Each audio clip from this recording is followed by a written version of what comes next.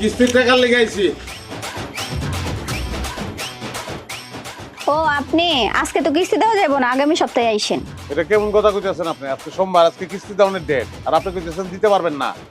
এটা তো হইব না।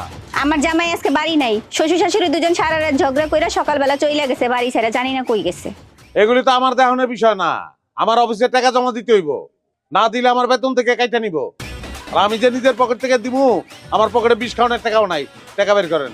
এই আপনি গো কিস্তি আর কি মায়া দেওয়া নাই? আমাগো বাড়িতে যা করছে সবকিছু খুইলা বললাম, তারপরেও খালি টাকা টাকা করতেছেন কেন?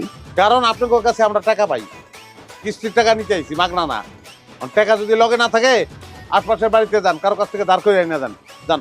ঠিক আছে, আমি দেখতেছি আশেপাশের মানুষ ডাক দিয়ে আনতাছি। আপনি টাকা নেন না মায়ের খান, আমি দেখতেছি।